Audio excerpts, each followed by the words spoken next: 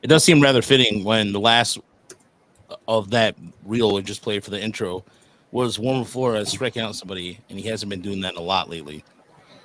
Welcome to another episode of Tiger Minor League Report, Week 5 recap here on the TigersMLReport.com. I'm Rohel Legacy, long name is Chris Brown, and Brandon Day should be joining us shortly. And it should be. We're going to be talking about the Major League team today too, as well as there's kind of a sort of a there's an announcement of sorts. So, in order to better facilitate our fans, and I think this is a request that goes, and it goes basically something that I experienced this week that I'll get to a little later. You're gonna see more of Major League articles on our website. I mean, it just makes sense. First and foremost, the reason why we have it hesitant in the past is because we don't make a lot of money on the website, which is why we ask for donations, what have you. But I'm the Baseball Writers Association, Detroit chapter. I can go to all the games I want to. I'm, of course, schedule and all that stuff. I was actually in Minnesota for the week for work. And I can write about whatever I want. There's no restrictions on writing clickbait stuff and all that. And so I can stick to what people want, which is the stuff, whatever people prefer. They don't want the clickbait stuff. We'll give them the factual stuff, what people know for us for. So anyways, expect some more Major League stuff too on our article side as well. So Tigers ML Report is kind of all encompassing. So anyway, hopefully that makes sense. But yes, Kevin, we don't want to take torque middle fastballs today with the rain out. Yeah, there was. And you know what? I will give credit to the Tigers. They called the rain out pretty early, too, which they normally don't do. So, yeah, it never really rained a ton out here, although I think it is raining right now. But it looked like the storm was just heading right in line with Comerica Park. So, and it does look like they're going to have Manning go for Game 2 or Game 1. I don't know how they're going to do it. But some people were kind of hopeful for Kyler Montero. I don't know. We don't really know what happened with him. Yeah, Montero. Yeah, his start was scratched on Sunday, so now that makes sense if he gets to start tomorrow. So is Manning confirmed tomorrow? No, I don't know if it has been confirmed or not. I don't know why they wouldn't just use Manning. It's like his day to pitch anyway. And the thing, Montero wasn't great on Tuesday. I think he only pitched 3 innings, and it was just like he'd labored more than he has all year. And then he was scheduled to pitch Sunday, and it was Bryce Tossin instead. Like you said, so we don't really know what's happened there. We didn't see any kind of move to the IL, although there was a promotion today. So I don't know. We'll see. Of course, there was the corresponding demotion to go along with that. But there's the demotion that we'll get to here because somebody posted Todd Howard in chat. Rest in peace, Dave Cabrera. In more ways than one, my friend. In more ways than one. We'll get to that. We'll not get. We won't get into all the details. That one we'll talk about it. I was talking. Austin Bergner got sent from Toledo to Erie, and in his place, Ty Madden's going from Erie to Toledo. That's the correspondence. Daniel Cabrera is also on the restricted list now. Yes. Yeah. So the restricted list or the development list, either two things. You're trying to get a second chance, or you have one foot out the door, and we'll leave it at that. With that, from our experience. But speaking of experience. Segues into our new Bet Online copy, which is your number one source for all summer sports this season, from NBA, golf, and NHL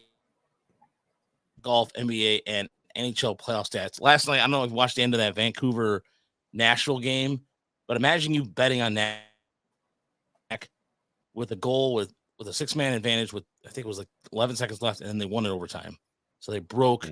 Whoever was betting on Nashville last night is probably pretty pissed off right now. But it allows you to get the latest stats, news, scores available to follow your favorite team. So it's whether you're a Nashville Predators fan or a Toronto Maple Leafs. Oh, wait, never mind. Fan. Get the latest odds and lines, including team matchups, player props, and odds on just about every sport out there. Head to the website today or use your mobile device to get on the action. Bet online when the game starts. My audio is coming and going, eh? All right, let's see. Yeah, it was popping in and out for me too. I didn't know if it was on my end or what, but okay, maybe you know what? I think it's I gotta take some device. Or my Wi-Fi has been spotty tonight, so it probably is the Wi-Fi there. Always the Wi-Fi. So hopefully that's better. But anywho, as you were saying, Chris, yes, Ty Madden will. It went out again. The audio popped out again. Yeah. I didn't hear what you said, but you mentioned Ty Madden. So I assume that, yes, we were talking about him popping up to Toledo, which is good. People wanted that at the beginning of the year, and I think the organization wanted to see a couple of things from him, and I think that he's pitched well enough now that he's earned it. And hopefully he can stay in Toledo for a little while, and if not there, then make his way up to Detroit. I've talked before about just consistency from him has always been an issue. He'll look dominant in certain starts, and then other games he'll struggle. And I mean, we've seen him at least once or twice, have to come out of the game after one inning because he reached his pitch limit, which is 30 in this organization. But not so far this year. He's held it together for the most part, outside of like one or two spotty innings. And his last outing was really good. We clipped it up. You can see it on our YouTube page. One of the things that you talked about that I hadn't heard until I heard Greg and Sam talking about it on the Erie broadcast is that Madden, we knew that Lyle Lockhart went for a splitter last year. When we talked to him, he told us that he kind of ditched the changeup and went for, tried to splitter instead. And apparently that's what Madden did this year. And so far it looks solid. I mean, it looks like a changeup to me, the way the pitch moves. But I mean, that's all a splitter is really. It's just an off-speed pitch. And if he's more comfortable throwing that's a huge thing for him, because we've talked before about the lefties were just his huge bugaboo last year. They put up like a 870 OPS against them. So yeah, changeup and splitter have that. A good changeup has that kind of split or kind of action where it tumbles down. Mm-hmm. You can get a changeup and get some good fade on it. Split finger has that more. I mean, it depends on how good your changeup is, but you can see the kind of late movement because splitter last minute has that. It to me when you see it coming off the hand, the tumble action looks very similar. But of course, the changeup being it's I think it's correct me if I'm wrong, but a split finger is about 3 or 4 miles an hour faster than a changeup. Well, generally speaking, the kind of I think the standard is you want your changeup to be like 10 miles an hour slower than your fastball. And splitters are usually more like 4 or 5. But I mean, there are also multiple different kinds of changeups. We don't have to get all into that, but the predominant one these days is the circle changeup, and it's been that way for a while because it also it moves down and also goes arm side. So when you see a right-hander throw it, the changeup will go down and away from the left-handed batter. But there are guys who, like James Shields, I think, had a really good straight changeup. Just looked like a fastball, looked exactly like his fastball, and then would come in, 10 miles an hour slower. You still see those occasionally, but we know a good splitter can really be an awesome out pitch. It's just a tough one to command, and it's not a pitch that generally you throw to get strikes. You get it to get swings and misses. But as long as Madden can control it a little bit, I think he spiked a few in his last outing, but he had a couple really nice ones, and he still throws his cutter, and he's got the slider and the curve. Slider is his primary secondary pitch, but he'll work in a cutter and a curve. He's got a bunch of different looks, but he needs that split change to be a big weapon for him to get lefties off his fastball. Yeah, and like I mentioned last year when I did the article on him, that he's been making changes to pitch more effectively to lefties, and so his fastball has gotten better. He's been able to locate that more on the upper part of the zone without getting hammered, because before it just floated up there and he was getting crushed. But the splits seem a lot better. The one I did want to get into a little bit was something that Brandon brought up, and hopefully he'll be on here shortly.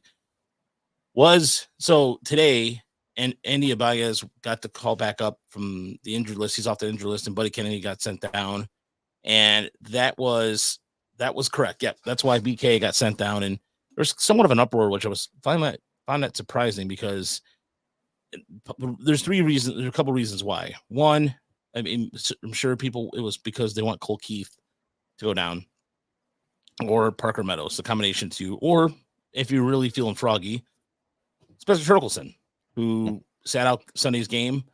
And he actually, by the way, it was funny.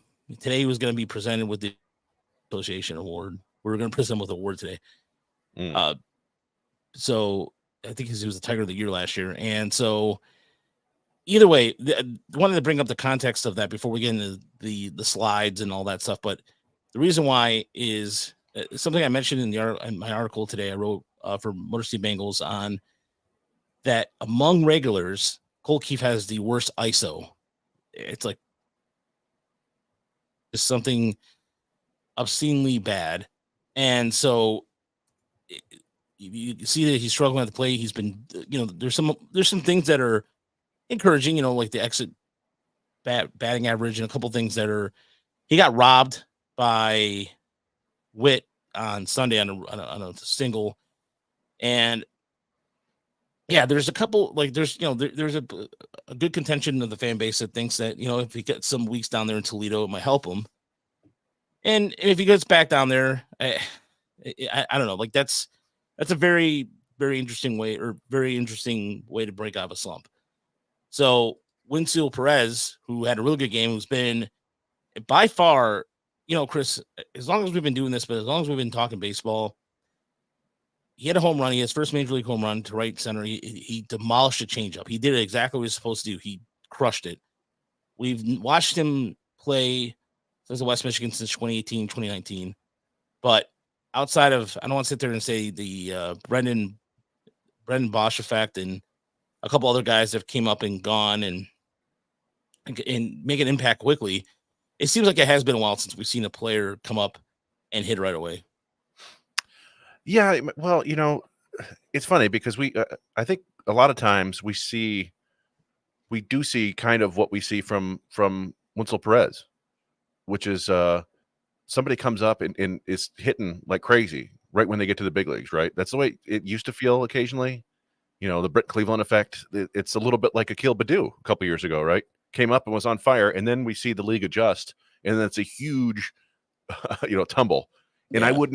I wouldn't be shocked at all if we see something similar from Willie or Winslow Perez if they make an adjustment. But he is a good hitter, and he's got a really well-rounded offensive profile. So it would also not shock me if he holds his own. But, ordinarily we see it where those guys come up, they get hot. And I thought that sort of thing had kind of slowed down a little bit because of advanced scouting. Scouting's so much better now, and the data is so much better. They know these guys' weaknesses right away. They're not just feeding them fastballs to see if they can hit it. But right now the way the offense is, you got to play your hot bats. So Winslow Perez is going to keep playing, I think, as long as he keeps hitting, and that's really the only thing you can do. Stan, I was going to get to that part right there too. Is that what Hinch just said about between Torque Park and Colt? There's nothing left for him to learn in AAA, but there is that reason why I bring that up is because there's a fan base that wants to see. I don't say necessarily blood, but they want to see some sort of change. And I think Cole Keith's fine. Parker Meadows is fine.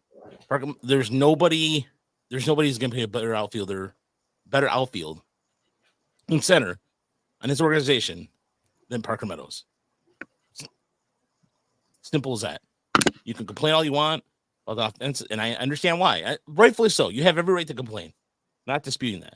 But Brandon Day of BlessYourBoys.com. When you look at those three, of the three that was mentioned, the one person who are you? I hate to do the hot topic here on the talk radio here. Of those three, which one are you more disappointed with? 248. But seriously, rank them in the order of suckitude. Yeah. Sorry about that, boys. I was just sitting there waiting for the link to come for about 15 minutes and then realized you sent it like 3 hours ago because I'm a dumbass. Yeah, I mean, I kind of just look at the strikeout rates. Colts putting the play. I'm sure you guys just said this. Colts putting the ball in play quite a bit. Been pretty unlucky. Torkelson has cut his strikeouts down. I mean, neither one. I mean, you can't argue with luck if you're hitting the ball over the fence. Like that's the cure to luck. You're hitting dingers. Everybody shuts up. No one looks at your BABIP anymore. So, obviously neither one has been very successful, but I don't think either one needs to go down.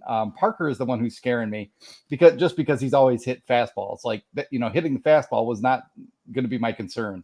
I kind of thought they eat him up with secondary stuff and, kind of work him over that way, fastballs away once he was behind, all that stuff. But, he's looking rough, but again, he hasn't played that much. So I'm just going to ride with it. Probably just like you guys are for at least another like 3 weeks, maybe mid-May if it's still a disaster, but I kind of feel like he's going to come around. And one way or the other, you want Parker Meadows on that wall when you're ahead with the lead. You want him in center field running all over the place, hauling everything in. That has a lot of value. It's easy to forget what Javi Baez, brings to the table defensively, or Jake Rogers defensively when they're struggling at the plate. But defense matters as much as offense does. And, right now having Parker Meadows, even if you're kind of having to pick and choose like days to sit him down and pitchers to avoid, it's the better option. And I don't really know what going down does for him. To be honest, I don't think this is the kind of problem that's necessarily like specific to the pitching that he's seeing now. I think his timing just sucks right now. And he'll probably figure it out here before too long. Yeah, I mean, it was encouraging to see him get a double to the opposite field the other day and hit it hard over the left fielder's head. I mean, I'd rather see him pull the ball over the wall, whatever. But getting any kind of hits right now feels good for Parker Meadows. And one of the big things is, and I think I mentioned this on the show the other day, and I saw Jerry talk about it, is he has one of the highest average launch angles in baseball right now. He's whatever is going on, he's not hitting the ball. He should be hitting line drives and grounders. I mean, we want him to hit home runs too, but his launch angle should be much lower. Yeah. Because of that speed. And if he's hitting line drives, then he's going to be a lot of fun. But right now, whatever's going on with his swing is causing him to hit under the ball and probably causing him to swing under the ball, which is leading to strikeouts and pop-ups, which is the worst combination you can have as a hitter. Yeah. Yeah. I mean, I like the point that you're making too, where advanced scouting is just different now too. So it's not like, there's some confusion coming up where, teams don't know what he's good at or what he's looking for. They're working him over, optimally, I'm sure. And like you say, I don't know if he's trying to hit more home runs. He's not the guy that needs to do that. Yeah, for sure. He should be trying to hit like Wenzel Perez and just trust that he's got like another 5 miles per hour of juice when he does hit one hard in the air.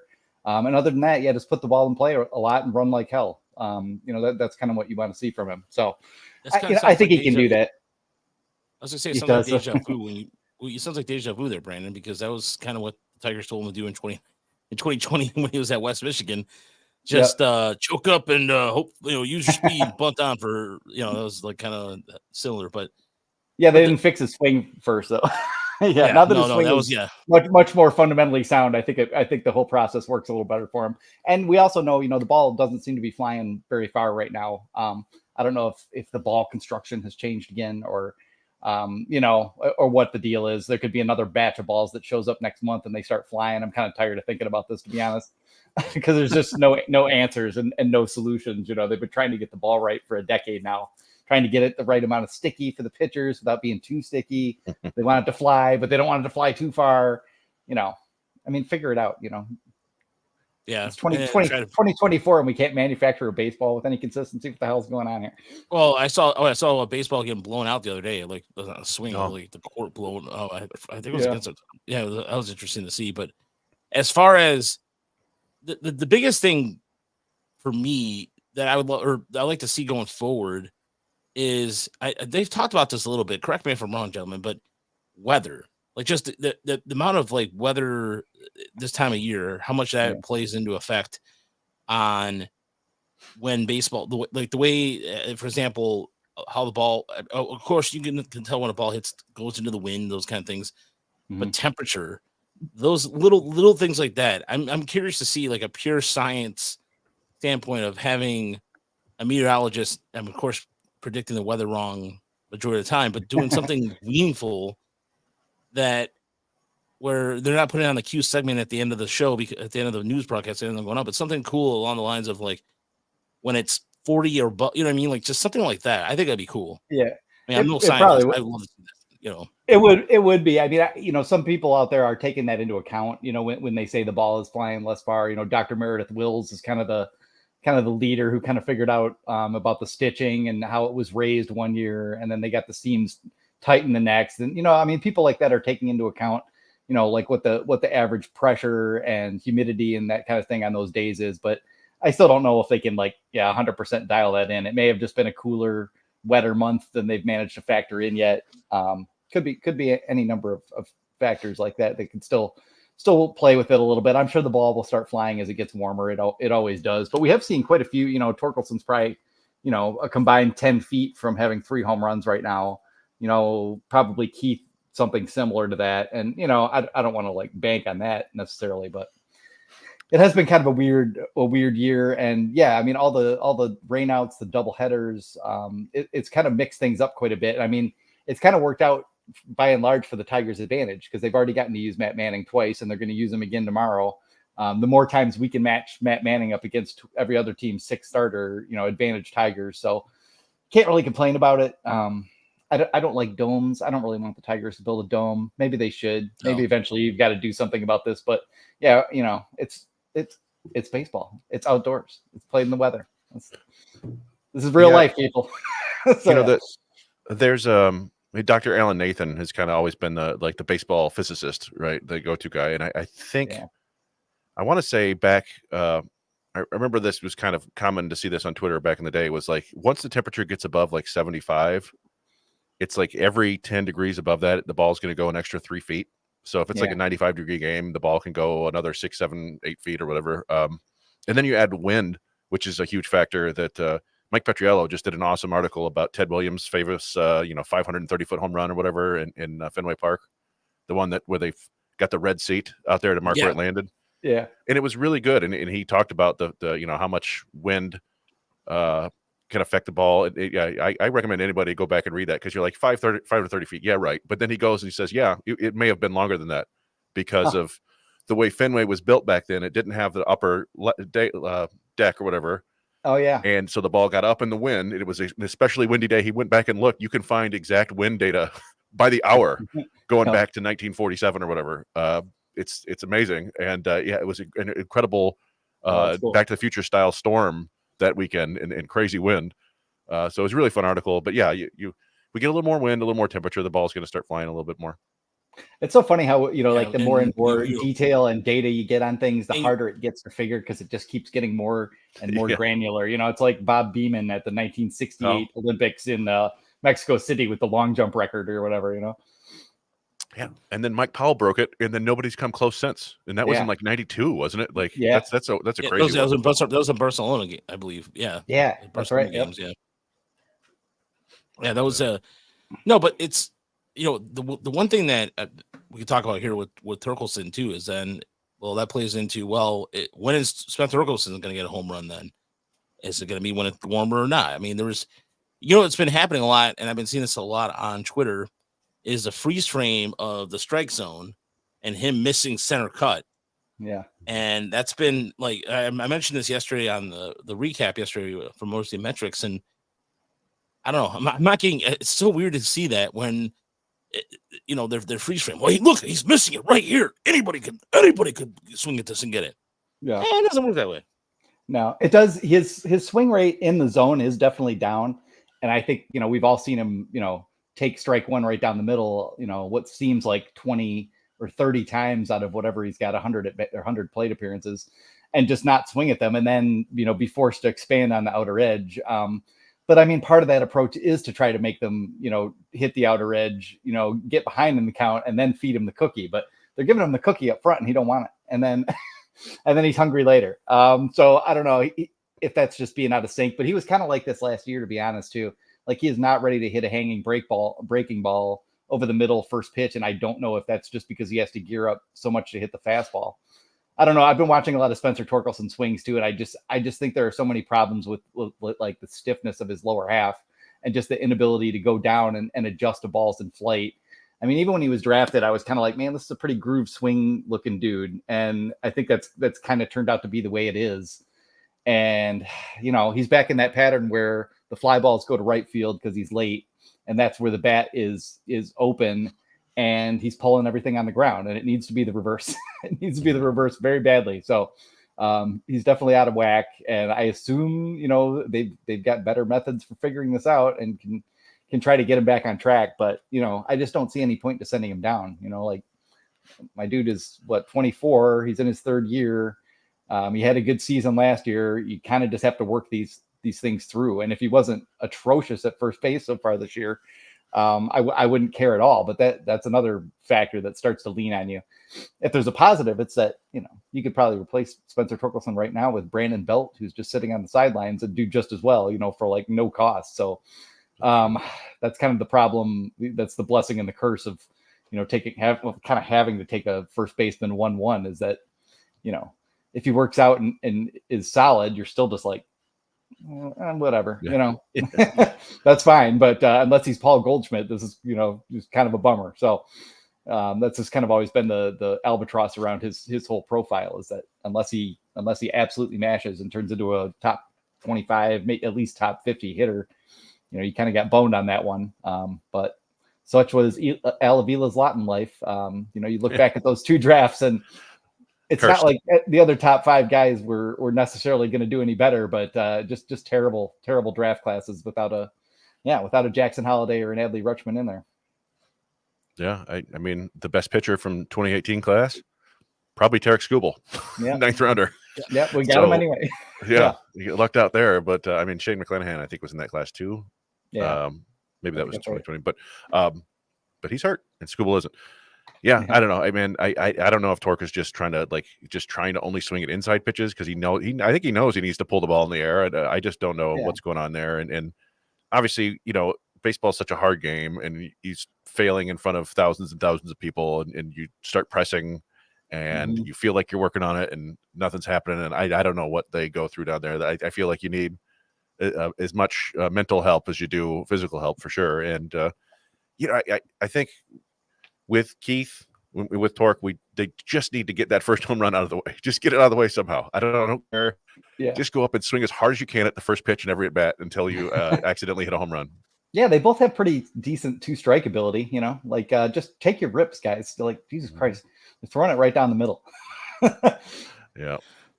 So we had an alert listener sent us in, and they were talking about the differences in the minor league balls. Check this out. If you look, it took me a second to realize it, but look at the stitching, even the way that the minor league baseball is imprinted, the logo, but look at the stitching on the bottom. It's horrendous. It's they still rub the balls intent. It's very erratic. So imagine you throwing, let's say you're throwing a split finger, right? So if you're throwing a split finger and you're using that grip, so the one time I don't have a damn baseball in front of me, I usually have a baseball all the time in front of me, no matter what.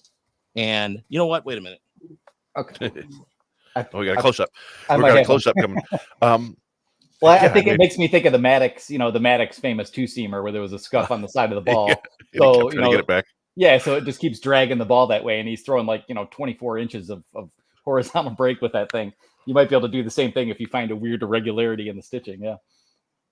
So if you have here's your minor league baseball right here. Those balls are looking funky. And I'm gonna do a bad demonstration of a split finger. But if you have a split finger, right, and you're putting your fingers on the seams, if you're anyway, from an amateur point of view, imagine that grip being inconsistent every single time.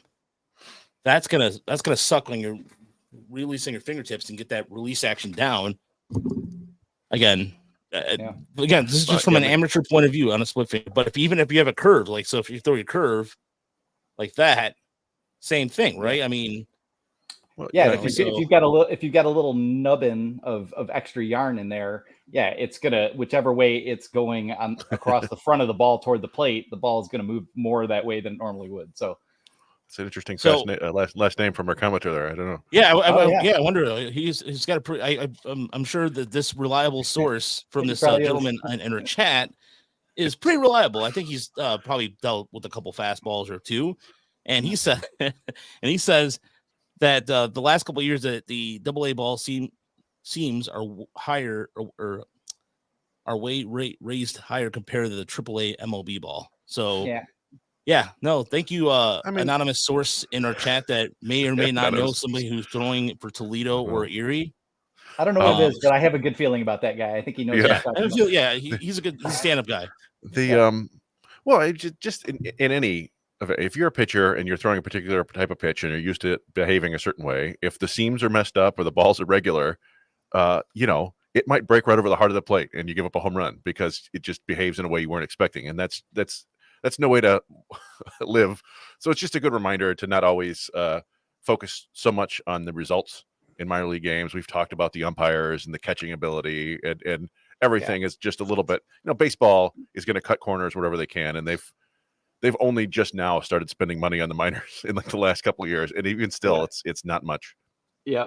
Seeing like the futures game and that kind of thing in the spring breakout series was like encouraging in that, maybe they'll start to get better uniformity and start leaning on the umpires down there a little bit more.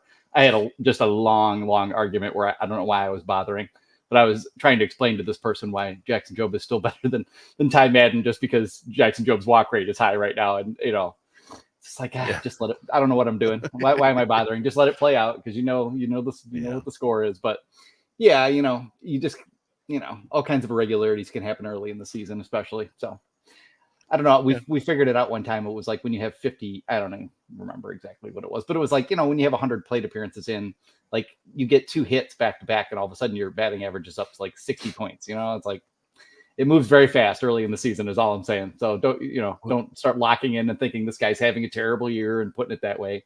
Teams change all the time. Roster is a verb. It's not just a noun. So I thought that one up this week too.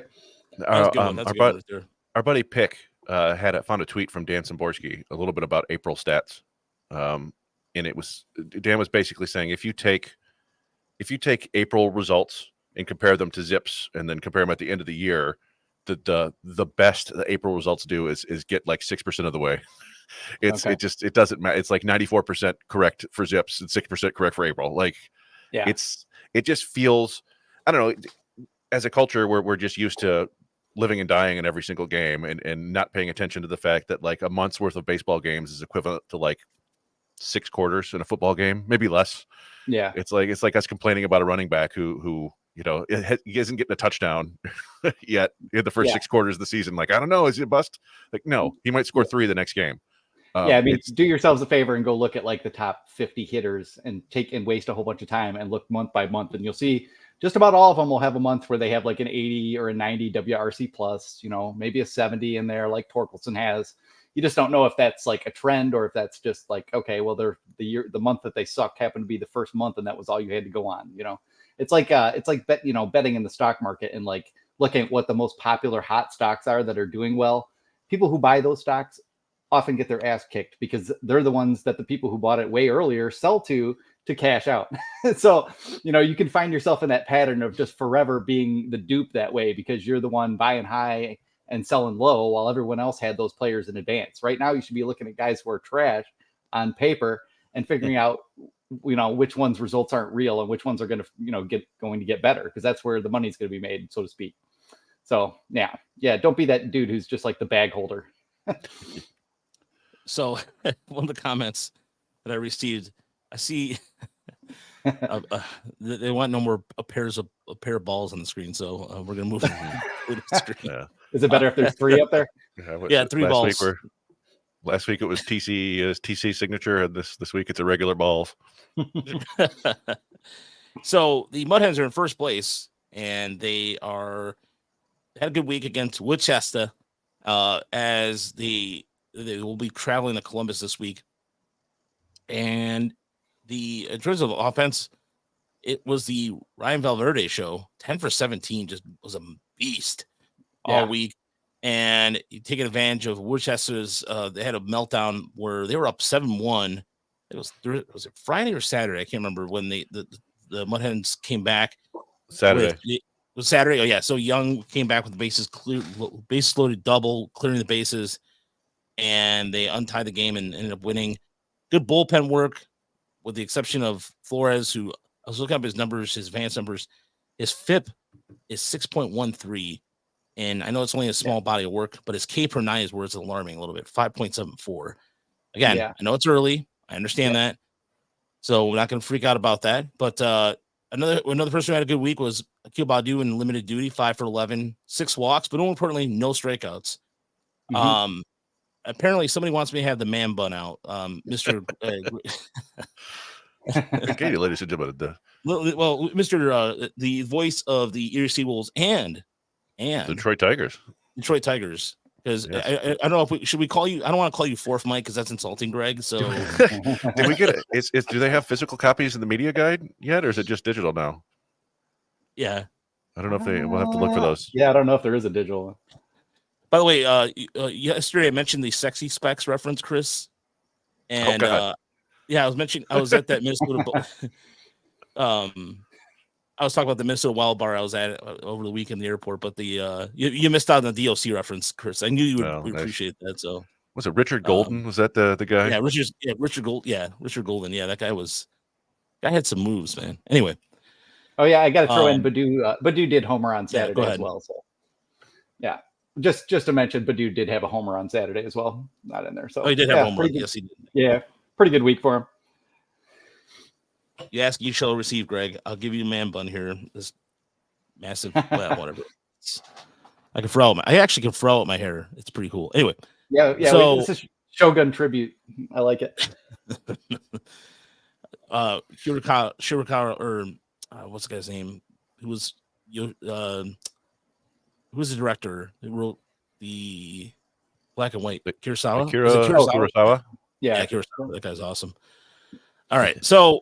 But getting back to Justice Big, we had a decent week too. Dingler had a nice double the other day, but it's the pitching of the Mud Hens that continues to be kind of the bullpen's been doing pretty well down there. It's been an unsung hero group of sorts of guys. We saw that Devin Sweet did not give up a hit. He had another week where he just been striking out people left and right, but overall. One ends are doing exactly. It's been it was a quiet week for Toledo, and Mason Engler doing things too as well, just striking out everybody he's facing. Montero was scratched on Monday. I'm hoping that's just nothing, but then maybe he gets a call up or maybe he's fine. Who knows? But I was worried about that. I'm not gonna lie. It was one of those things where I saw it because he was scratched because I think it was Bryce. Who started for him instead? Tassin. Yeah. Tassin started, and I was looking forward to. I had the date. I was like, great. I had a Sunday off. I was going to watch Montero pitch, and then, no offense to Bryce Tassin, he's a fine pitcher, but I got the text. Why is Tassin pissing? I would have liked to believe that they were kind of stashing Kiter just because of the weather situation this week, but yeah, I don't really think that was it. I think Manning's been lined up for that day. Of course, so is Montero right now, but Manning's been lined up for that day all week. So yeah. I mean, total irresponsible speculation. But like I said, Montero didn't pitch great in his first outing that week, and I just wonder if maybe he was just under the weather. Oh yeah, you hope it's nothing more than that, but I don't know. Yeah, Montero's numbers look really good until you look at the walk rate, and he hasn't allowed a home run this year, and that's not going to last. But still getting plenty of whiffs, and just hasn't gotten that next level of command that we all know he's going to need to get to take the next step for sure. But he has been maybe even a little wilder than normal, better than he was, or worse than he was last fall or late last summer anyway. So by the way, clarification on pronunciation. Greg texted me and said Worcester, not Worcester. So Worcester. There you go. The woo. Worcester. Oh yeah, the Worcester Red Sox. Yeah, Worcester Red Sox. Gloucester. Pawtucket forever. Josue, Briceno. Yeah, I'm gonna remember these things. Josue is just hard to remember for some reason. Yeah, Briceno, yes. I want him to be from Brazil so it can be Josue, but so be it. Fine. All right, let's move on to the Erie Seawolves. And offensively speaking, this has been a team that look, they got Harrisburg is a lot better than people give them credit for. They have quite a bit of prospects, but the rotation is what sticks out for me with Erie again. Lyle Lockhart, by the way, leads all AA in called strikes and whiffs, just ahead of his teammate Jackson Jobe. I saw that earlier today on Twitter. So don't slip on Lyle Lockhart here. He's ranked 30th on our prospect list, and he another strong outing, 5 inning. Just here's the thing. Just keep him in the rotation. Greg, is that fair? If Greg, I don't know if you're still watching or listening, but if you keep him in rotation, well, it's not up to Greg, but yes, I know it's not up to Greg, but I mean, it just No, seems like when he's better when he starts. But overall, but Madden's possible final start in Erie this week: 5 innings, 3 hits, no runs, 1 walk, and 7 strikeouts. And we have the on our shorts. You can find the string, all his swing and strikeout stuff. So, I mean, if Wilkel Hernandez is going to keep starting, Lale needs to keep starting as well. No offense to Wilkel, but they've been trying this for a long time. Lockhart's been really good, so yeah, roll with that. And the other thing about Lockhart is that he's like old enough and good enough now that if they needed to spot start him, and we don't, because the Tigers are replete with pitching depth for the first time, which is amazing. But yeah, I mean, if you wanted to throw him in there, you could. I mean, he's that good of a strike thrower, at least now. It probably maybe wouldn't go that well. We'd have to see, but yeah, he should be starting for sure, I think. Yeah, as far as the offense goes, it's been Lee, Holton, and Hopkins. There was not a lot of correct me if I'm wrong, but there wasn't a lot of home runs going out in Erie this week. And Greg, I wanted to know is Lockhart's numbers are better as a starter than he is out of the bullpen, right? Because I feel like he's better as a starter. So it's like 6 runs better. It's like a 2.5 ERA and like a 8.5 ERA or 7.5 ERA, something like that. But that's when they bring somebody in, they don't. No home runs for you. See, I knew there was Hopkins did Hopkins, or maybe that was just a it was they were saving them all up for Sunday and then it got rained out. Yeah, but it was pretty much a doubles only offense this week. I would say Holton was all right. Didn't seem like Myers had a very good week, but pretty much Lee, getting it done.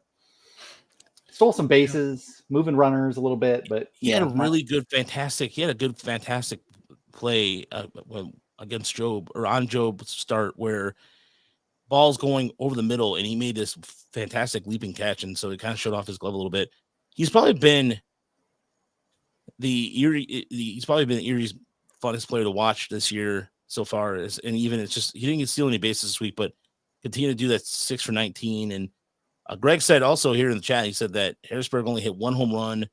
Gusty winds blowing in the entire homestand. And trust me, when you the thing is with Erie is, and from my experience, again, coming into town, when it's like 70 degrees, but there's a breeze, you can feel it versus 70 degrees when you go to Comstock Park or a game in Lansing or Toledo. I mean, Toledo's just sometimes when it gets hot down there, it's miserable. This is a sweltering bowl. Yeah, for sure. Yeah, it is a sweltering bowl. But in Erie, go ahead, Chris. I was just saying, the ball flies out of Toledo when it's warm. I'm not entirely sure why, but it just does. And we've seen, there are times when the wind is blowing out in Erie, particularly it seems like to right field. You can just get the ball up and it's off and landing on that fire station or whatever. But yeah, I was watching this week and there were the wind was playing some tricks with balls. I think Myers was playing left field and it looked like he was going to catch a ball and then it bounced way off the wall behind him. It was just like, oh man. But yeah, we talked earlier, April baseball, right? This is a tough month for weather. You got a 30 degrees one day, 70 degrees the next. It's going to be variable out there. So we mentioned this on the top of the podcast is Daniel Cabrera, longtime Seawolf, he's going on the development or the restricted list.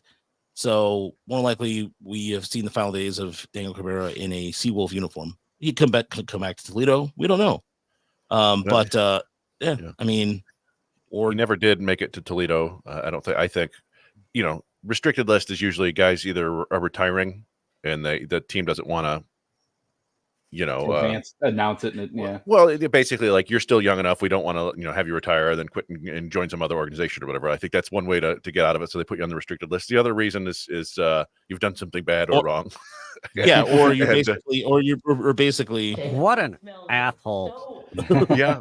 Yeah, we don't really know what's going on there. It could have been either way. I thought this was kind of the end of the road this year for both Cabrera and Gage Workman. Now Workman is actually playing pretty well this year. It's different. He's got his strikeout rate down to I think the high 20s, which is still high, especially for a guy in his like third year in Double-A. But with the other things he can do, that's still somewhat intriguing because of the power, the speed, the defense. So and there's he's still playing something to try. I mean, he's he's not switch hitting anymore, so you got something there to like give it time and see how it plays out.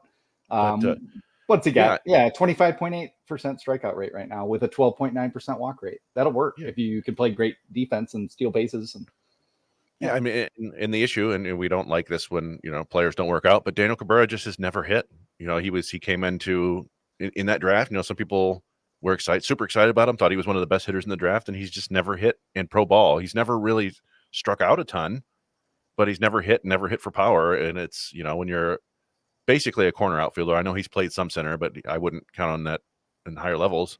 You got to, and when you're not hitting, you're not playing, and that's a ticket out of pro baseball, unfortunately.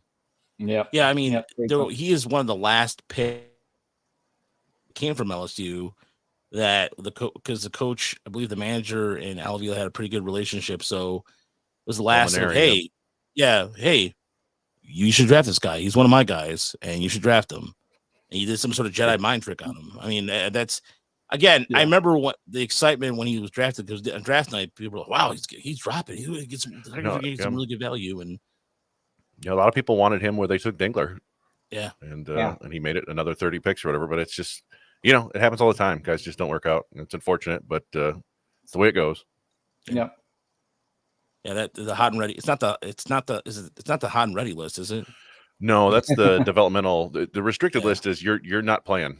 You can't play unless if something else comes out. Like if he comes back to baseball, it would probably be like you're going to Lakeland and you got to hit your way back. But we're going to completely rebuild you from the ground up and start all over. But it doesn't seem likely. I do get that still confused as well, though. I saw the restricted list and was thinking developmental, but you're probably right. It's probably pretty much. He's cooked. It was like the Eric De La Rosa, I think Eric De La Rosa hit both lists last year before he was released. I don't know if he was ever on the restricted list. The restricted list is kind of like the developmental list is, Austin Murr was there. We've seen they kind of use it as, like you said, like hot and ready, break glass in case of emergency. We know you can play. You're not one of our priorities right now, but or we're working on something, and we'll bring you up. But the restricted list is. Yeah, you've decided to stop playing, and we don't want you playing somewhere else. So hang out, do your thing. You're one step away from either being an insurance agent, a real estate agent, or going to another minor league team and toiling around for another 6 months before you realize. Depends on what you're. You could become a hitting coach or run a hitting facility somewhere. Or you could. I mean, you know what? You could end up like Brian Packard, who, in a way, Brian Packard, great guy. Did he go back to ECU? Yeah, he went back to ECU. Yeah. Oh, right. So. Daniel Cabrera wants to go back to LSU and do that. That's cool. I mean, there's jobs everywhere. So, I mean, whatever side he wants to do, that's great. I mean, and we're not poo-pooing Daniel Cabrera or anything. Somebody suggested, Kevin suggested that selling Lady Kenmore's. That's not everybody has a nucular physics degree to fall back on. Yes, you can't all be the Lipsius, Mr. Lipsius, who has been playing well in for the Dodgers AAA club. So yeah. All right, let's go to. Well, and did we talked about Madden going up? Finally? We did. Yeah, we did mention Madden going up to Toledo a little bit, and again, that's a huge deal. And so, Jacob, that's a good one from Dan Fernandez. Chat. Jacob Turner, wealth advisor, and also. He writes some lengthy ass Twitter threads too. Man, is he write lengthy on there? Yeah, kind of all about like the the business of getting into the game when you're drafted and like how to manage it and all that type of stuff. I don't know if he's doing any consultancy work for agents or what exactly he's up to, but yeah, he seems to have found been doing the same thing too a little bit. Oh, really? Yeah, he's been doing a lot of those long threads. That's one of those bummers where that dude had a really good arm and then just kept breaking it. So as it were. So we did get and Jacob Turner. Off the wall question from Stephen Cook wants to know before we get into West Michigan, those two lamps are very close together. Brandon, what is the story behind there on your lamps? Wait, what lamps? The two lamps are close. They're just sitting there. Like this is just like the junk. I don't even know. I don't know why. I've actually put a new ceiling fan in here this weekend, so I'm all proud of myself for doing some electrical work. But for the most part, it's all just whatever is left out over ends up in this room, including me sometimes when it's time to podcast. So There you go. Okay. The Royals are between the two. Your segment should be in between the two lamps or something instead of the twin ferns or something. Yeah, or the endless piles of books back there, or God knows what else. Yeah, I mean, I don't know. I'm surprised I don't get any questions on the transform. I got a bunch of canvases back here that aren't getting done because winter is over and there's no painting time. So they're dumpster diving with Day. And also electrical. If you need any electrical done, hit me up. That's nice. I want to meet one day. I want to meet the Ninja Bees. Just some randomly. I don't know. I've never know. Like I've met a lot of people, but there's now any indication who he or she is. So all right. So let's go into all Wu-Tang are welcome. All welcome. I would just say never meet your heroes. Wu-Tang is family. So this week it was Lake County's really good, by the way. Lake County is they are West Michigan's damn Guardians really pitching. That damn Guardians pitching again. Yeah. But this is a bad Whitecaps team right now. I mean, I don't want to say it's over for them or whatever. It's still very early in the season, but they just it's a really bad defensive infield. They don't hit much. The pitching's kind of spotty outside of Ham. It's just a tough squad this year, but you do hope that they can turn it around because it's not too late right now. But last place right now. It's a tough week. Yeah. Dan Hastie's out there like, when am I going to get McGonigal and Briceno and Clark? Oh, happy birthday! By the way, happy birthday. Going to be a little while. Yeah. Happy birthday, Dan. So there is a. Yeah, pretty bleak. I mean, Luke Gold's been really good offensively, but that's kind of all. Max Anderson's been solid. Jaden Ham's been pretty awesome for the most part. Last start was a little iffy, but that's kind of it, unfortunately. Tanner Colehep still kind of just throwing it all over the place in the bullpen. It's tough down there because like it's his day to pitch, right? And he's just not throwing enough strikes. But they have to bring him in for a starter who's reached his pitch limit, and you're like, well, this isn't going to go well. Yeah, and who are we developing? Who are we trying to develop here? Sometimes I know. Yeah, and it's tough. You want to develop guys, but you also want to win games, and it's really hard right now with the current roster that just doesn't fit terribly well together. But again, there's some talent there. They just haven't been performing, and we're still kind of waiting on some of these guys to see if they can. And you hope that Peyton Graham is killing me. Cold months for Colt Keith and Spencer Torkelson. It applies down in the minors too. So hopefully these guys can heat up a little bit. Like you mentioned Luke Gold. Luke Gold was damn near the Midwest League Player of the Week last week. Comes home and strikes out 10 times without a walk. It's up and down with these guys. Yeah, very much. Yeah, Campos has been kind of steady this year, but still nothing indicating a breakout. That was really cool to see his family visiting from Cuba. That's one of my favorite stories from the week. I can't really imagine what these dudes go through, like leaving your country at 13 to go to the Dominican on some promise that the Tigers are going to give you a couple $1 million in 3 years. And then, 10 years later, your family finally gets to visit you playing baseball, pro baseball in Michigan. So, I'm really happy for him that he got to see his family again, and would really, really like to see things start working out for him too, because there's still enough talent there to believe in, and he's still young. But so far not much going on. There was a couple people on Twitter that were like, he's been here for 3 years. It's like, no, cut it out. This is the second full season. But as somebody who, my father left Cuba when he was 39. I mean, when you think about that, most people, he left everything he knew at the age of 39 when his mother passed away.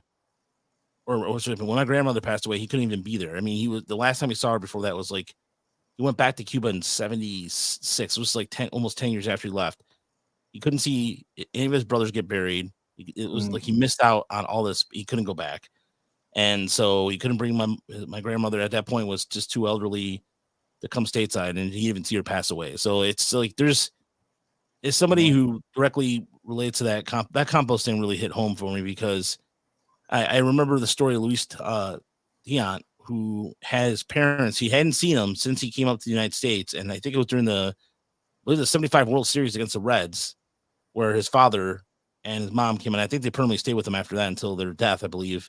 But they came, and it was the first time he saw him as a major league player when he was with the Red Sox. And so I just think about that and all that, and it is really, really cool and touching to see, because people don't realize, like, it's the amount of paperwork and the amount of bullshit you have to get through just to get from the Cuba to the United States. You got to pull some strings.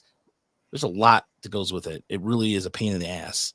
And so, and by the way, speaking of pain, speaking of pain in the asses, by the way, a comment from Greg. This is he says, "You guys got to work on your backgrounds. It's like 3 dudes sitting in their parents' basement talking baseball." Look, Greg, it's a podcast. If people want to donate, they can help us with their background. That's cool too. But I like, I like my background. I'll try to get something together if it's distracting back there. Yeah, we'll figure something out. I have my brother as a Bob. Look, I have my brother as a. Let's see here. I have my brother as a flathead. I have a picture of my dad. I have Miguel. I have Big Bird. There's a background. See that? I have a bunch of Transformers. Yes, I do have a very geeky background, but that was good, Greg. That was a good comment there. But I have a bunch of Tiger stuff back there. It's just can't argue with it. Yeah, that was cool for Compost. I mean, all these guys have stories. I mean, if you know Javi Baez's story when he was a kid, it's freaking horrific. And there's that guy who just got called up, I think, to the Angels, whose father told his mom. Just like all people, they all have stories. But that those dudes coming from Cuba and then just being cut off from everything they knew and their family and everything like that is particularly tough. So very cool. As far as how legitimate Jaden Ham is, if he can get some more miles per hour on his fastball, I think he's very legit. I mean, this is command and control, Chris. 25 strikeouts and just one walk. Walk. He gave up a 2-run homer to Alex Mooney this week on it was kind of I think it was a curve that kind of hung inside and Mooney turned on it, which was I think they said double the amount of runs he's given up as a pro. No, he's legit. I'd say he's an easy top 20 prospect in the system right now. I don't know about the ceiling yet, but he's a guy that I thought that when Madden would get called up to Toledo, which I thought was coming at some point, I thought Ham might move up to Erie to backfill, and we'll see if he does. I mean, they probably want him to pitch a little bit more in West Michigan, but I mean, right now it's hard to argue with those results. It's 4 pitches. As you talked about the command and control, it's all there right now. I don't know. Yeah. Like, I don't know how much more you'd like to see in high A, but I mean, they might have some metrics or something they want to see specifically from the slider or the changeup and see if they can get those pitches dialed a little more before he goes up. But he looks pretty much ready to me. And obviously, Austin Bergner got sent down from Toledo for Madden, but Austin Bergner is kind of just going to go wherever they need him to fill in. So it's not like he's holding the spot or anything like that. So I would bet Ham will be up by June at the latest. Yeah, and I've talked, I think before, that I thought his fastball plays really well up at the top of the zone, not quite as much at the bottom. That's when he gets hit. And I think because of his release point, it seems like at times he struggles to get the breaking balls down, where they work better. Now, sometimes you can drop the curve, into the top of the zone, but a lot of times they just kind of hang up there for him. That was a good one right there. He does reach way back. So sometimes he does get caught, and not get through it all the way. But pretty good. I mean, the control has really been impressive. I mean, it was kind of like this when, from the beginning when we first saw him. So yeah. And I'm not even sure they've had to do that much work with him. I'm sure they're trying, but. I mean, I remember calling my shot in November because I just saw him in the league. I'm like, this is the best pitcher Lakeland's had all year. But just everything and movement on it, everything was just a command. And we watched a lot of interesting pitching last year in Lakeland. And Jaden Ham just came in and was like, oh, all right, well, I think this guy's just going to just continue to get better. And then Baseball America jumped in on that too. And I was talking to Jeff Pontus about this. And if you can add a little more velocity, imagine that with a curve too, especially that curve, like it gets some movement on lefties right there. Like, well, with you got to wait with that one, just face it there. Yeah. But still, there's the fastball movement is insane. And I remember, I think Sean, one of our listeners, was telling us that right there, even the best starter in West Texas. There it is. Yeah, it's insane. Yeah, just get him in the Lund chamber, get him in the Iron Lund, and Yep. have him come out with 3 more miles per hour, and then you're cooking. Yep. Got that 20 IVV up there. Yeah. No, even still, I mean, you can survive. You know, Joe Ryan throws like 91 to 94, and you know, it's a different kind of. I think he's got I don't know if he has a ton of IVB or if it's the vertical approach angle or whatever it is, but he's a unique pitcher. Yeah, definitely one way or the other. Really good at the top of the zone and a pretty nasty sweeper too. But if we could get that out of Ham with 4 or 5 extra miles per hour, that'd be pretty good. Yeah, and he looks like he could. He's not skinny, but he does look like he could grow into it a little bit more. He could build up his lower half. I want to see those legs looking like Scoobles. Yeah, tree trunks. Max Clark. Yeah. Pants. Yeah, just a tight pants full of cake. Yeah. But other than that, West Michigan is it's been kind of I really feel bad for Jenkins. Yeah, Jenkins on the IL is a big blow for him too, right, Chris? I mean, they right now first baseman wise, it's been slim pickings in the lower levels. Yeah, they've been playing Luke Gold at first base a lot, and he also played some outfield last week, and I don't know if Luke Gold has position. Unfortunately, he just kind of looks rough everywhere. And Murr could play a little first base, but yeah, I mean, they had Turney, they had Jenkins. Those guys were hitting in the middle of their lineup and scoring runs, and now they're both on the IL, and that hurts this roster because they needed some older guys who could do that, and now you're just kind of relying on Campos and Pacheco, and they have been incredibly streaky, and Pacheco just hasn't performed. He got his first home run this week, and I thought briefly that maybe I saw him make a swing change or a stance change, but I don't think so. I think he just home run. Yep, just happened to make the right adjustment on that one pitch. Yeah.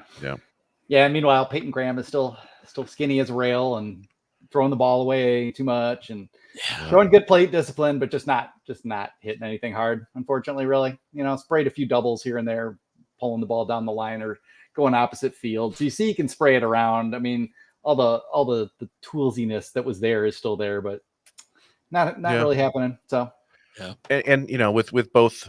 I remember looking last year, Graham and Gold both got off to really, really slow starts in Lakeland. And then they both were starting to turn it on. And then Graham got hurt again and kind of didn't let it continue. And Gold just kept hitting all the way through the rest of the season, including a call up to West Michigan. So again, it's still early enough for these guys to kind of get hot and figure it out. But right now it's a pretty cold team in general.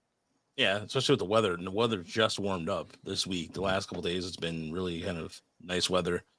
And the team that's speaking is hot. This keeps on rolling along. Yeah, is the Flying Tigers and Daniel Evans. Like I talked about him a little bit. Like I finally got to see him a little bit based and did not disappoint. I actually made a point to watch him yesterday. Briceno was 5 for 12. Is that right, Chris? So I'm sorry, 5 for 22, I believe. Oh, 22. Okay, all right. So 5 for 22. Clark doing his thing. Yeah, welcome back, Kevin McGonigal. 5 for 11. Get off this night. No problem at all. 3 walks to 1 strikeout, 3 stolen bases. But it's not just those guys. It's not Clark, McGonigal, and Briceno.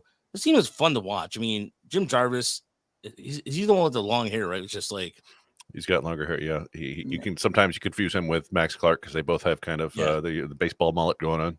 Yeah, and there was the blonde, the blonde flow. Also, by the way, it was today the Florida Complex League team played in a game scrimmage against Phillies, and they start May 4th. So they start Saturday in Tiger Town, starting at 10 o'clock. So Jarvis defensively, Chris, he's been serviceable, right? I mean, he's a guy who can fill in anywhere on the infield. He's I've seen him play third. I've seen him play short and second down there. I think he can capably play all of them, at least at this level. I'm not sure if he's a big league caliber shortstop, but he's got a good glove in general. And that, again, that catching the ball is pretty rare in low A. I watched they were playing Tampa this week, and Tampa's got the Yankees always have a lot of young international guys, and the way that things have gone now without short season ball, a lot of them are getting pushed to low A, and they are just super raw. Yeah. And Roderick Arias, I think, is one of their big prospects. He's playing shortstop and not hitting at all and making errors, and it's tough to watch. But these are the guys that have the more upside, so they're playing more for the Yankees. But yeah, it's pretty valuable to have guys who can catch the ball for the pitchers and for everything going on. That's why a big reason why you see Lakeland putting up all these runs. Other teams are just throwing the ball all over the place. Yeah, throwing it into you go in there field and from catcher. Wild pitch, multiple walks, So, I mean, if you just play clean games down there, you're ahead of the curve for sure. Yeah, and Lakeland just as far as like playing good teams too, it's just been either it's feast or famine to me. Am I right, guys? I mean, it just seems like they're playing a team that's either very skilled or very just defensively inept. Pretty erratic, yeah. It'll be interesting though. This week we'll get the early season Clearwater showdown for first place, and those two teams should be fun to watch go at it a little bit. Yeah, but overall, I mean, they've got some hitters, and unfortunately, it looked like Eduardo Valencia hurt his leg running to third. It looked like that's not ideal. I know he's 24, but he has been hitting. So at least for that team, he was useful. And then Kristen Santana is just a freak show, man. just don't know what to think about that. But we've got McGonigal, we've got Briceno, we've got Clark, and Josue Briceno, and we're in pretty good shape on that front. But we'll see about the rest. I don't know. Peck has been chipping in here and there, and a few other guys, but I'm not really sure if there's anything else real prospecty there yet. No, not yet. I mean, I'm interested to see if Paul Wilson gets a nod early this week. Yeah, it would be nice. Yeah, I mean, we've seen some flashes from like Brett Callahan in the outfield, but I agree with you, Brandon. It's nice to see McGonigal hit the ground running just like we thought he was. They were pretty cautious with him. They'd pull him after 3 at-bats, and he had a couple of days off. But I mean, it's an advanced approach. It's laser show what he's up there. He hit a couple like pop outs, but you expect him to just hit line drives. If he can get his bat on it, he's going to hit it. So that's really fun, and that top 3 is going to be fun for as long as they can keep him. Yep. Yeah, Carson Rucker, by the way, I believe it's on that Florida Coast. Yeah, I think he's on the Complex League roster. I think I saw him earlier when I was looking that up. Yeah, he's a guy I'm really, really interested in. Yeah, I saw him. We saw him today when you sent me that link to the extended spring game between. So it was Clearwater. I didn't see any names on it, but was he one of the numbers that because the numbers didn't match anything, so I wasn't sure. Yeah, I believe he was batting third. Because we got to see him a little bit last year, and I had a video. I don't know if I put it up, but I clipped together a video from some of those Complex League games last year, and it's interesting. Like he was a guy that looked a little bit in those very limited looks I had last year. He looked a little bit overwhelmed by velocity. He was very frequently hitting the ball, like not like swinging and missing, but he just kept hitting the ball on the ground to the second baseman, the first baseman. Yeah. But then he did get a hold of one pitch and hit it like 380 feet to center field at the end of last year. So I think there's power in there. I just think right now, I don't know. He's just a little bit rudimentary at the plate. Yeah. Which makes sense. They wanted him because they thought he was, he's a raw specimen that they can work with. So we'll see. Yeah. Danye Evans, I thought had a pretty good week. Can't see anything down there in Palm Beach. Thank you.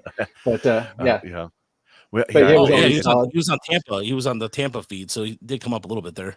Oh yeah. But the Tampa feed was not great. No. The camera work. I do think they probably just got some kids from South Florida, whatever university is there in Tampa, and probably Palm Beach has nothing, so I shouldn't confuse the two of them. Yeah, At least we got something out of it. Was it 3 announcers right there? Was it 3 different announcers? Is that what I heard? At least 3, if not 4. Like they were bringing guys in. We thought we heard a familiar voice in there. His tryouts. Yeah, George Lombard Jr. did look good. We're going to see Aiden Miller in this Clearwater series, I think, and he's considered one of the top prep hitters from last year's class. Mm-hmm. By the way, this feed that I found, or actually, Chris, you found this originally. This feed's awesome. Last year, last year you found this feed, and it shows. I think this is Rucker right here. Yeah. Okay. Okay. All right. So. Yeah. I think this is Rucker. Philly. It must be the Phillies organization, but yeah, they show all their complex league games at home on a feed like this. There's no announcing or whatever, but you get like the full suite of StatCast data if you want it. Like we saw it last year. So I was able to get Jank Diaz, I think last year. I think I put it up on our YouTube page. It is the sicko feed, as Deadly Ninja B says. Yes. And we kept it to ourselves last year because I don't know. But but I don't think Lynn Henning's watching this, but yeah. We'll just clean it off later. But go ahead. Probably not Caputo either, but yeah. It's tough. Raj did some digging to try to figure out who the pitcher was, and there was a pitcher. There was a lefty, and it looked like somebody that they might have brought over from Dominican, because I was looking at the roster. I'm like, there's just, I don't think the roster's completed yet. I don't know, because I was looking at all the lefties. I don't think it was Blake Dickerson. Pardon me. That was a poke right there that we just saw. Yeah, that was 96 mile an hour fastball. It's not like it's decent velo for complex league. So we did get a couple questions in the chat too. I wanted to address, and Nick Splain, good to see you here in the chat. We'll get to you in a second, but before we get to his question, Detroit Tank City wants to know: are McGonigal, Clark, and Briceno on the same time frame? You think? Would you expect them to get promoted about the same time? I would say yeah. I think that they're all fairly advanced in different ways. I think with Briceno and McGonigal, I guess all three of them have a pretty advanced approach. They all take walks and don't swing and miss a ton. Yeah. I think at that point that I don't know if they're necessarily ready to take the next step, but that part of their game, I think, is going to travel at least for a little bit. Once they get comfortable. You still like the swings are a little bit. Max Clark is still hitting a few too many ground balls, and Briceno is he's not quite hitting as many missiles as he was the first week. Yeah, a little more off the last week. Yeah, and I think the big difference there, I guess, is with Briceno. It's like, how much do they really want him to catch? Because it's rough back there, and he's going to need a lot more innings, and he's looked solid at first base. And it's like, if you're just going to kind of push it and not really, and just kind of not worry so much about the catching thing, then I could see all three going up together. They seem to kind of like to do that. Like they like to keep their little clusters of guys together sometimes. I don't know if those guys are tight at all. I have no idea, but so it maybe not matter on that score. It's a little different when you're traveling out, to West Michigan or Erie for the first time, and they kind of at least like to give you sort of a buddy if there's something like that available. But I mean, I don't know that they need to be down there that much longer though either. It kind of feels like the sort of thing where you just wait until the weather's a little bit nicer and then send them to West Michigan. So I would guess by June. Maybe after they lock up the first half title, you think? I mean, or if they lock up that effect, because Lakeland I think has a chance to win the first half title. Oh, for sure. Yeah. I think there's something to be said for, I mean, if you're going to be around for the playoffs, then that matters. But I also think there's something to be said for contending for the division, right? If they're within one or two games, just keep them down there and have them play meaningful games, right? It's tough when you're playing these April games with 100 people in the stands. Yeah. It's and that is one of the other benefits of calling guys up from Lakeland to West Michigan, is that suddenly you're playing in what feels like a real baseball environment. Yeah, all of a sudden the crowd side is like 10 times the size. Yeah. I don't get why people don't go to those Lakeland games, but I guess it is hot and the baseball is bad, so maybe I do get it. They're like, we already paid for all this out of our taxes anyway, so why shouldn't we go? But they don't go. I don't know. I mean, I props to Sherry down there who goes to Lakeland. She's a Lakeland season ticket holder. And they're a proud bunch. I'll just tell you that much. They are a very proud bunch, and so that's a tight knit, hardcore group of maybe like 200 people probably. Yeah, it's so funny when.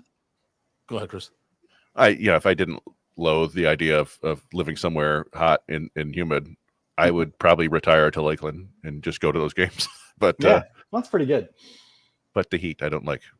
Yeah, I don't. He doesn't like me at all. But I mean, I don't like the humidity anyway. Yeah. I'd be happier if we were in the we were out in the Cactus League. I'd be happier. I think my hair would be now. The old Alaskan Summer League. That's where I need to go. Yeah. Oh, by the way, that's kicking off right now. I was actually looking at for my day job. They have the midnight game come up in June where it's daylight midnight. The game's like 10 o'clock, but it's gonna be daylight because that's when the whole switchover happens. Oh yeah. Go in there. The solstice game. Solstice game. Yeah, it's pretty sweet. By the way, fun fact before we move on, David Winfield played in Alaska in minor league baseball in Alaska. For I forgot, was it the Gold Panthers? I can't remember. Anyway, so Nick Splain wants to know, can you talk about the Tigers should have called up Cole Keith last year to get these struggles out of the way so you can hit the ground running in 2024? That's a good question. Go ahead. Well, I mean, they called up Parker Meadows last year to get the struggles out of the way, and he brought them with him this year. He was fine at the end of last year, and the struggles came with him this year. And it's always tough to know if, like, do you want a guy to come up and get his taste of the big leagues, or do you? I mean, I don't know.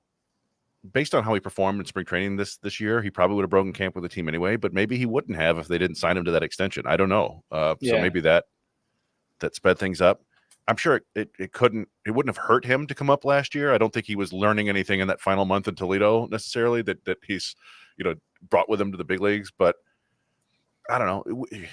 I think you're right that if they had known they were going to sign him to that, he probably would have been up in August because he was only in Toledo for 2.5 like 10 weeks tops. It wasn't like he was there all last year or something. And and the thing is now it's not like it used to be. Like if you could bring up all 40 guys like they used to, he probably would have come up. But it's just 2 guys now, right? And they brought up Diaz and Meadows, and they felt like they needed somebody to help with the bullpen, and they wanted to give Meadows a look. And I don't blame them. I mean, Meadows was just as deserving as Keith. I think Keith had better numbers. So did Malloy. But I think they wanted to know if they could come into this year with Meadows as their center fielder. And they discovered that pretty quickly they could. It's just a matter of, is he going to hit?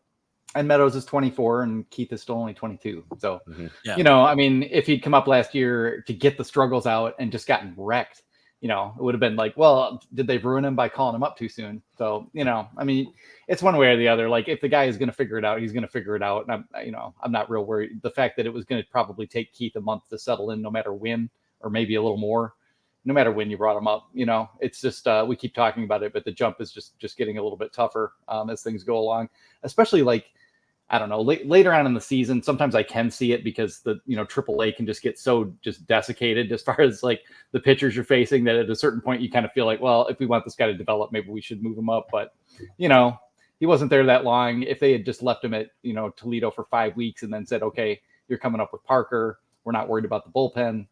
I don't know if that does that much different for him. So, and what if he came up and he just raked? And then they had to pay him an extra $10 million in that deal. That's a good point, and the hype would be through the roof, Yeah. It's something to consider too with the likes of Clark. When you bring up McGonigal, Clark, and Briceno, because right now, if they brought him early, they'll face better pitching. They will, comparatively speaking, in the second half of the season. Because in high A ball, it seems like all the good pitching goes Double A at that point by late July, early August.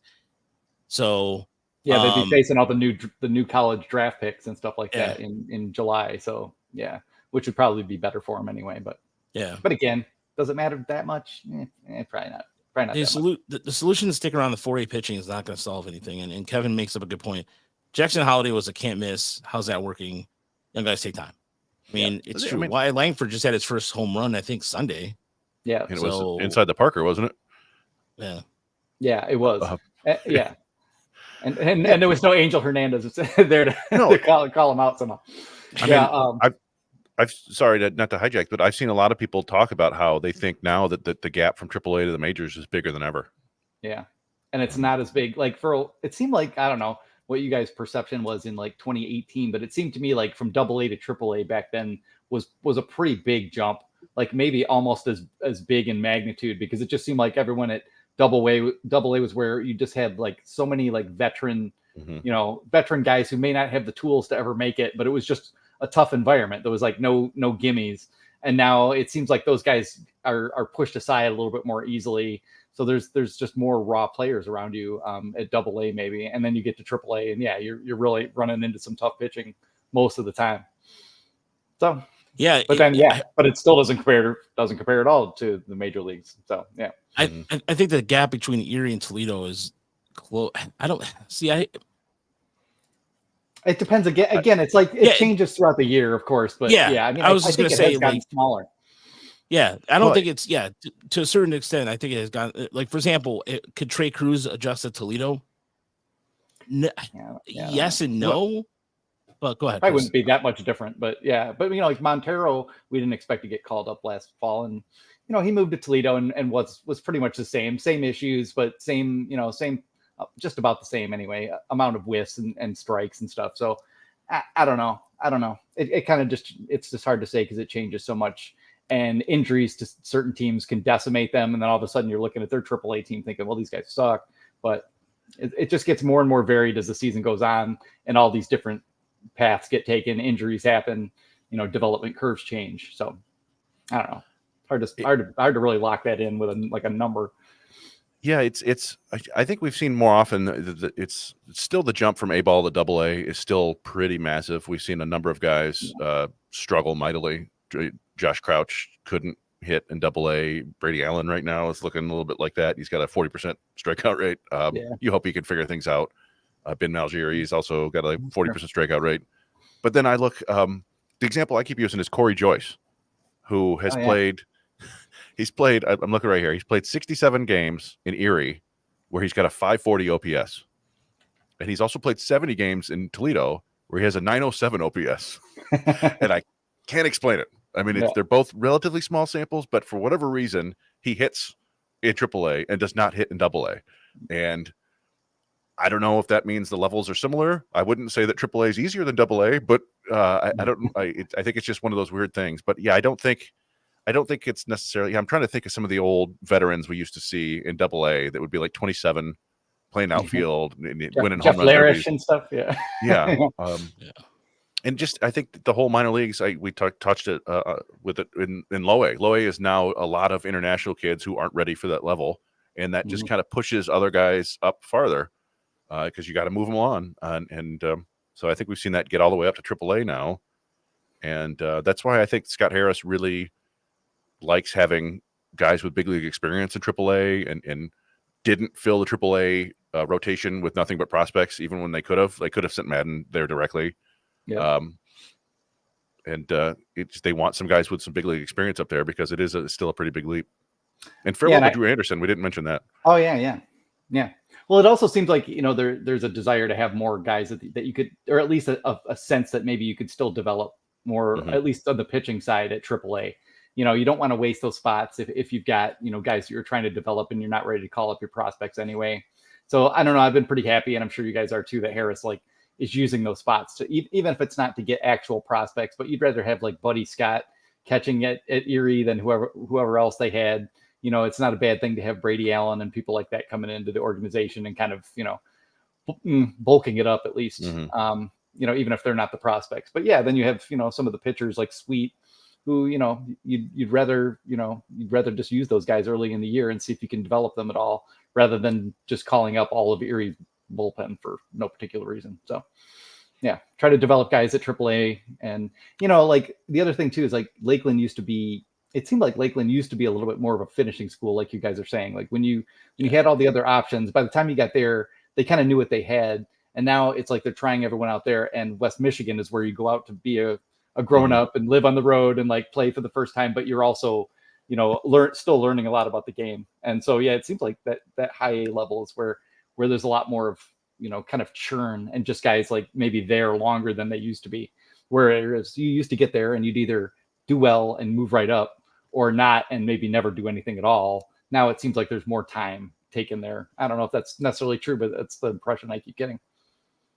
I mean, what I would like to see, I think what's going to happen at some point is I would like to, hopefully this doesn't happen, that the low A level goes away. I mean, I think that's much, I don't want that to happen, but I think I could see that happening. I mean, it's after the 10 years and then just baseball finding a way to go, how else can we cut costs? Yeah.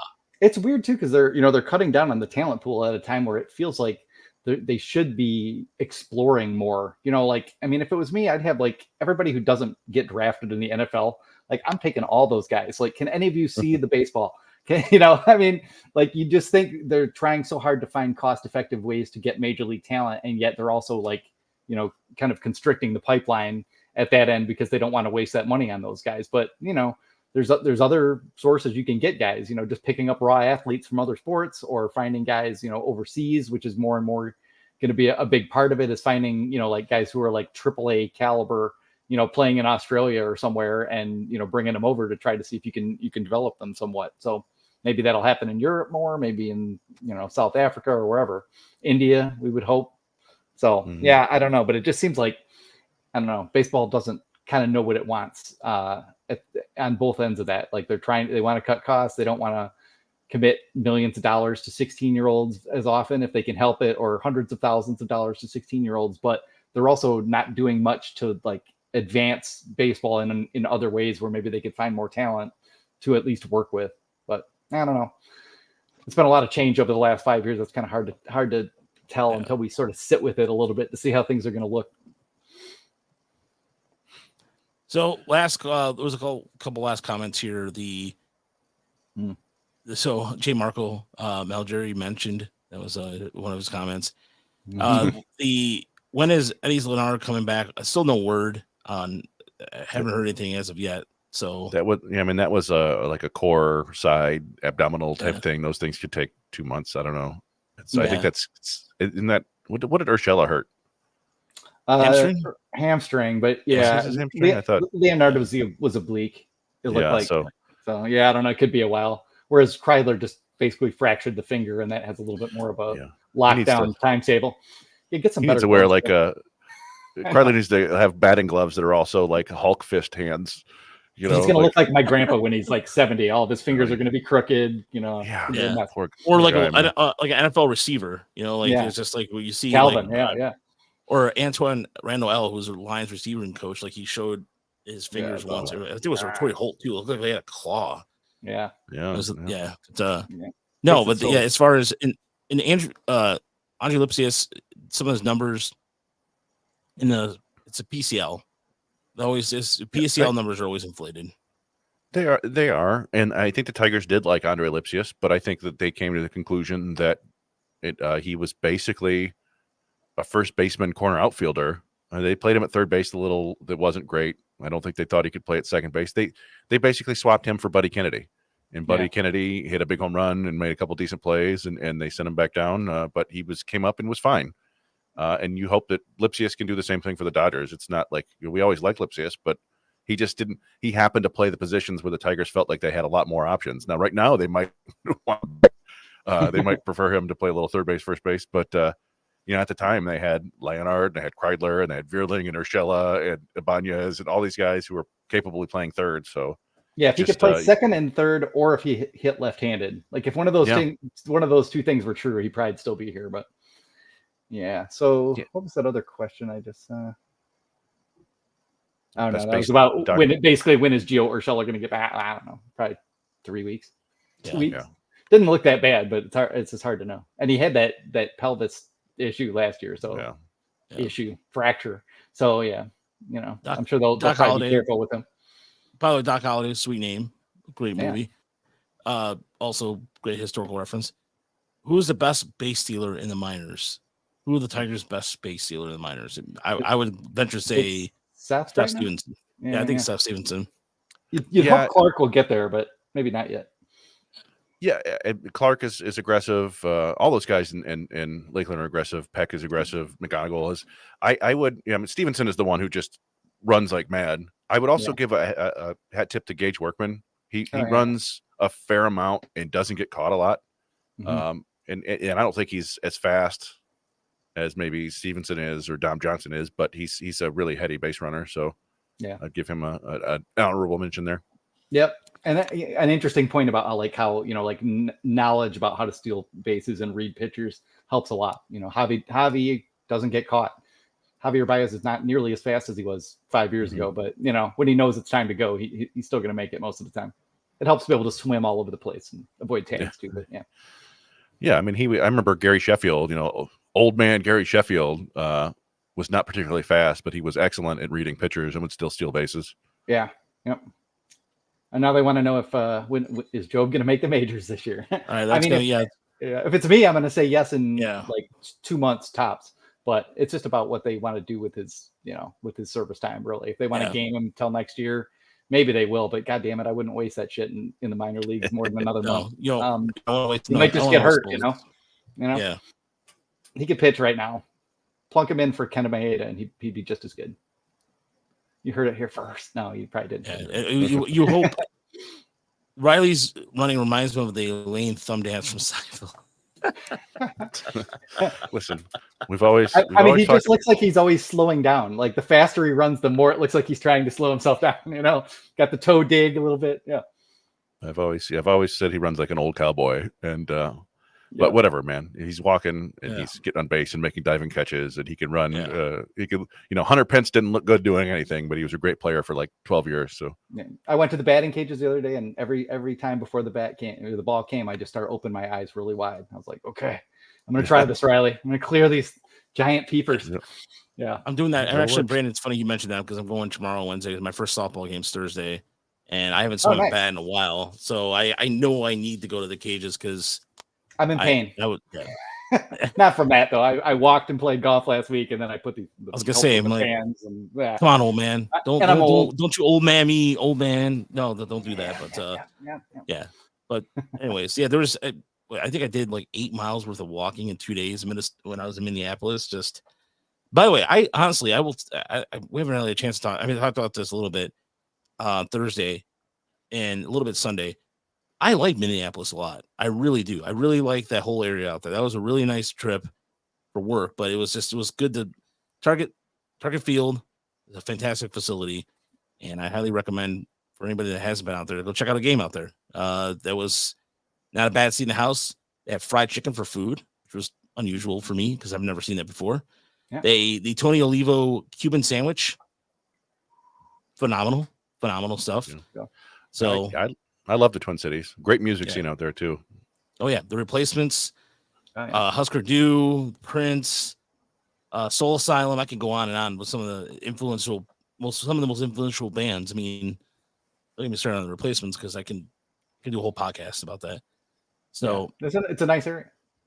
Yeah, but, it's just nice to be in a different city and like going to a baseball game. I don't know. There's just something about the vibe of like walking the city streets and like I'm going to the game. It's good for you. Good for your hot time. Oh yeah, the time is from there. Yeah, the time. Yeah. Morris Day and the motherfucking time. That's I think the people who did Funky Town, Lips Incorporated or whatever from Minnesota. Lips Incorporated came out there too. There's another band. Information Society. I want to know what you're thinking. They're from. Although they Atmosphere is my one of my very favorite hip hop groups, and they're from Minneapolis. There? Atmosphere. Nice. Yeah, I was checking on Lisa, but no, she's from New York. Oh, all right.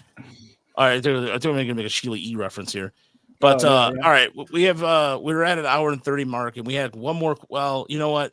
We'll say we'll have the Pedro Martinez entry. Oh, Pure Energy.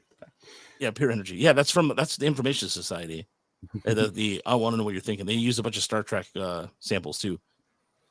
But yeah, I plan on Thursday. I don't know if I'll be there Thursday. Hopefully we'll get on time. But thank you so much for listening and supporting the minor league stuff. Again, if you're so kind, buy a shirt. We haven't done a trip in a while because our money in the fund in the cookie jar, if you will, is running low. But we're due to go out sometime soon. So that right now all the affiliates, with the exception of Lakeland, are on the road. So yes, Jay, thank you for answering the question, too. That's a good way to respond to that question there in the chat. But don't forget to check us out on Thursday.